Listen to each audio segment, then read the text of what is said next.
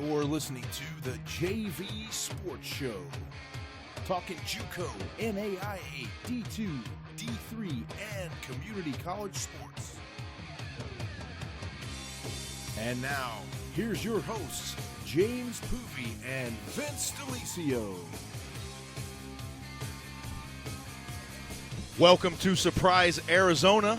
Phoenix, Arizona. This is the JV Sports Show coming to you live on 1060 AM, NBC Sports Radio, 1060 AM in Phoenix.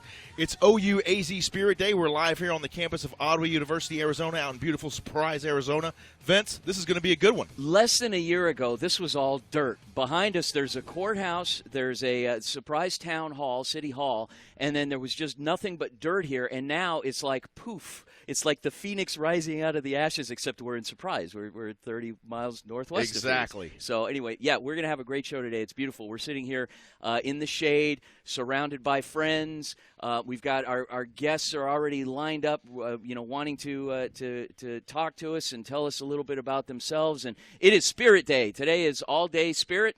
And we are looking forward to it. Yeah, it's going to be a great show. We got a number of guests coming on, obviously from OUAZ. It's all about the Ottawa University Arizona Spirit today. We've got head coach Mike Nesbitt. He'll be on with us as well today. We're going to have, hopefully, quarterback Austin McCullough, who was voted the preseason Sooner Athletic Conference Offensive Player of the Year. So high expectations for him. No pressure. Good Austin. Stuff. And shouldn't be any pressure considering he threw up some astronomical numbers last year in leading his team to a 7-4 record after that bowl game, and he's got just about everybody coming back.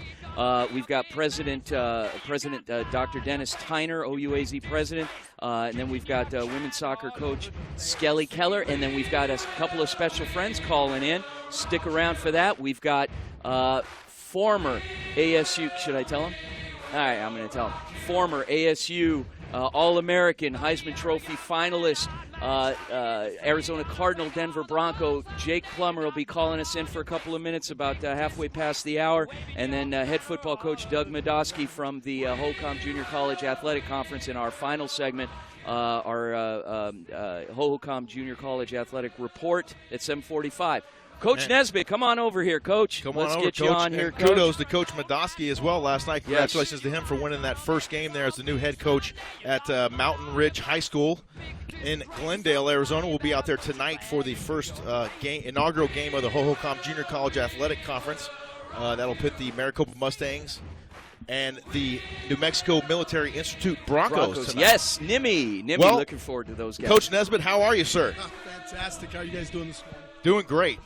Coach, it's like we haven't skipped a beat. We were doing our Mike Nesbitt show out at Buffalo Wild Wings every Monday night here. We got the old crew back. We got Josh Fisher, the sports information director, doing all kinds of important things on his phone over there. When he should be paying attention to our show. Shoot, he's on it. He's getting those pictures ready. Look at that. We'll be on Twitter. We're at the Twitter world right now. So here we are, Coach. We got, you know what? We got 8 minutes with you, Coach. I got the watch 8 minutes, all set. 8 minutes, that is not long enough. Never long enough. 8 minutes? Can you believe that? Coach, what's been going on? I feel like, we're back home again. We're getting caught up. Not a lot, not a lot. Yeah. Just kind of hanging out, Not a lot going on. We really haven't done much this last month of August or anything like that. These guys have just kind of been on cruise. We had our little freshman talent show night before last, and I was accused of not liking sleep. I was accused during the talent show of not liking sleep and liking a lot more football practice. So that's kind of an interesting deal. But spoken like a true coach. These guys have done a great job. We've had a great fall camp, and last night was our last fall camp practice, and did our little mock game and our pregame run through, and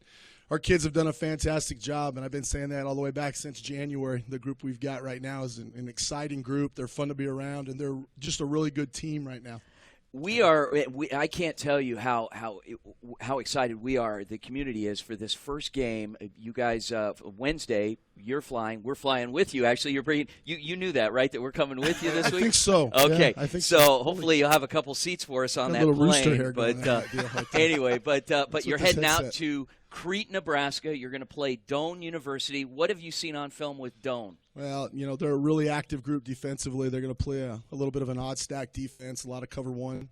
Offensively, we're still kind of getting a feel on them. They got a brand new offensive coordinator and some new players back on the offensive side of the ball. And I think that's both of us. We're both trying to look at the two deep and the roster and kind of hunt and peck and see who's who a little bit, because they've probably picked up some transfers and some new players too. Talk a little bit about a few nice surprises or pleasant surprises for your program over the last couple of months, getting into camp and really getting buckled in for this 2019 season. Who's really kind of emerged, if you will, for the OUAZ Spirit? Well, the group that's really emerged, and I think going into the fall camp, we really thought they were going to do it, is our offensive and defensive line. That group right there of about 50 kids right now is playing really, really well. And so we've got a deep rotation on the defensive line right now that we're going to be able to throw at guys all season. And then we've got a really good group of offensive line. We've got about 12 of those guys all back off of last year's group, and a core group of starters. And so that group alone is a really neat group. Our tailback position is, and our fullbacks and stuff, that group is all intact and ready to go. So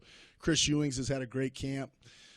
So is Shamar and Marcellus Riley and those guys. And then on defense, we've had some good young linebackers step up. Travis Penzance, local kid from here, and he's playing really well. We see him to get some time. And Ryland's playing really well at nickel. So just excited.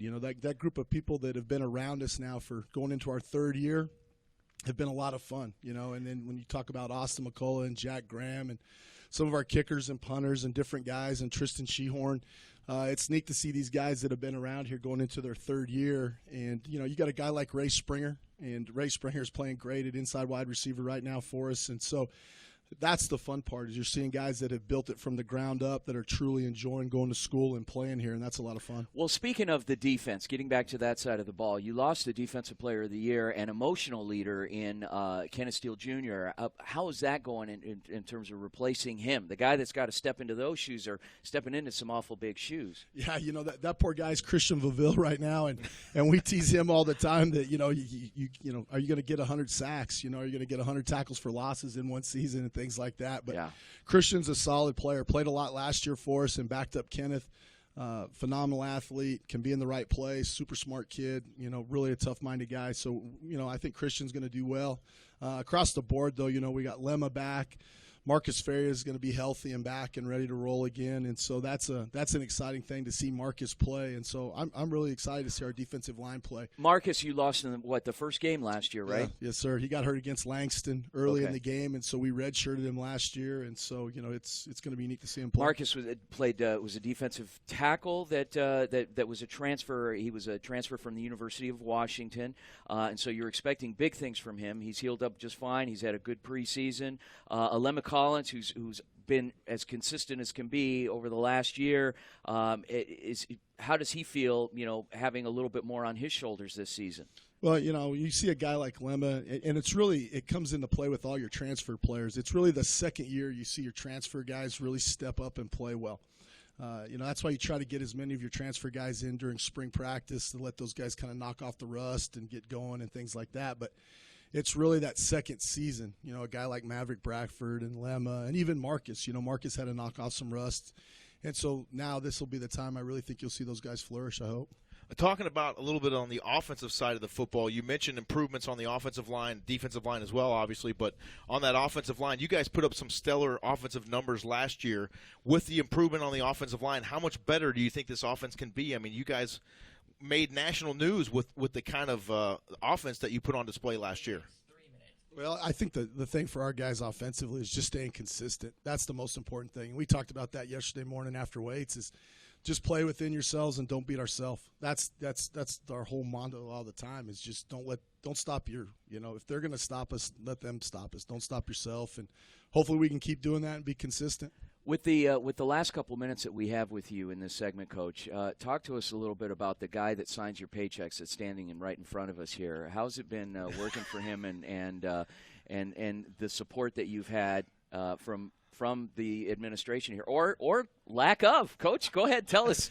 No, Dr. Tyner and I have a great relationship. He actually interviewed me for the head football job, and we did a phone interview one morning, and I laugh. I always tell him the story. I was kind of concerned about taking a job when they wanted to interview me during the SEC championship game. I said, I don't know how serious these guys are about football if we're interviewing me during the SEC championship game. But we've been together since day one, and we've had a blast. We really have. And Dr. Tyner he's a sports nut. He's pro.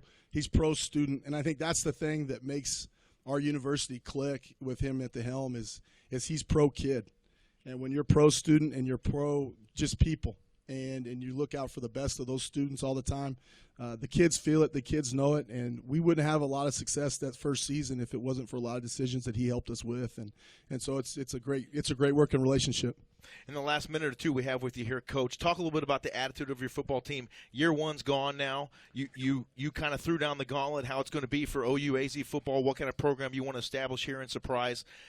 Talk about the buy-in going into year two from those athletes, especially the ones from day one, and then the new guys that you got, and you had a great recruiting class. Talk about the overall attitude of the team going into the season just a couple days away. Well, the overall attitude is fantastic because now we've got some leadership. We've got some guys in the locker room that can walk around the room and go, hey, we don't do that here.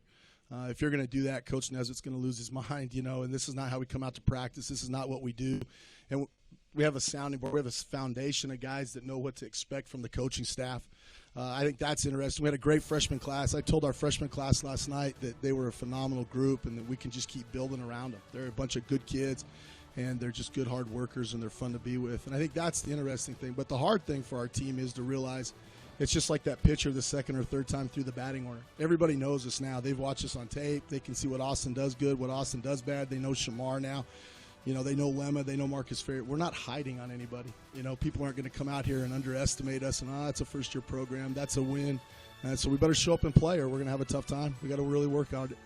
Coach, thank you so much for coming on with us. We're excited. We're going to have a lot of fun with you this year doing our Coach Mike Nesbitt show from Buffalo Wild Wings just down the street here in the next couple weeks.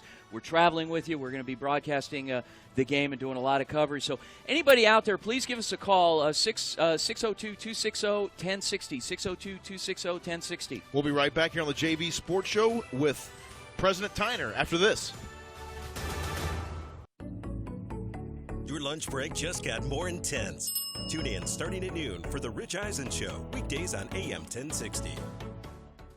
Hey, this is Sophie, and you're listening to James and my dad Vince on the JV Sports Show. Dad, you owe me $20 now. Long Realty is the go-to for all your real estate needs. Local buyer looking in the West Valley? Call our trusted